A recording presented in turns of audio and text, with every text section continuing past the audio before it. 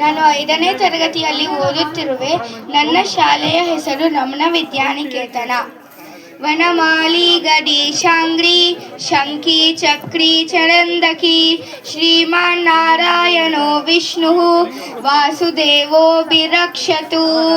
राम हरे कृष्ण हरे तव नाम वदामि सदा नृहरे. नामस्मरणं धन्योपायं नहि पश्यामो भवतरणे. वेदोद्धार विचारमते सोमकधानव संहरणे. मीनाकार शरीर नमो हरिभक्तं ते परिपालय माम्.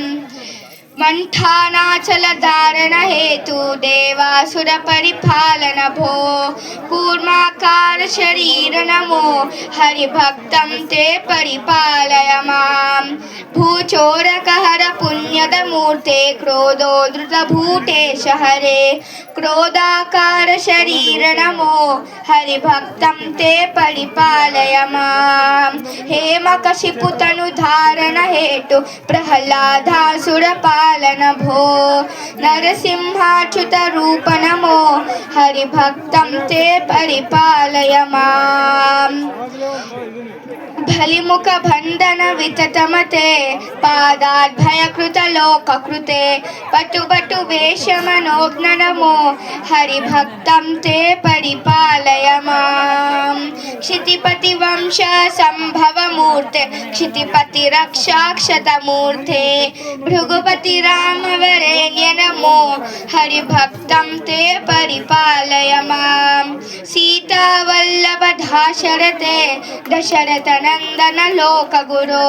रावण मर्दन राम नमो हरिभक्तं ते परिपालय माम्. कृष्णानंद कृपा जलदे कंसारे कमलेश हरे. कालिय मर्दन कृष्ण नमो हरिभक्तं ते परिपालय माम्. त्रिपुर सती मानवी हरणा त्रिपुर विजया मार्गव रूपा. शुद्ध ज्ञान विबुद्ध नमो हरिभक्तं ते परिपालय माम्. दुष्ट विमर्दन शिष्ट हरे कलितुर गौतम वाहन रे. कल्किंकर करवाल नमो हरिभक्तं ते परिपालय माम्. राम हरे कृष्ण हरे तव नाम वदामि सदा नृहरे. नामस्मरणं धन्योपायं नहि पश्यामो भवतरणे. नहि पश्यामो भवतरणे नहि पश्यामो भवतरणे. ಇದು ನಾನು ಹೇಳಿದ್ದು ದಶಾವತಾರದ ಶ್ಲೋಕ. ಜೈ ಭಾರತ ಮಾತಾ. ಜೈ.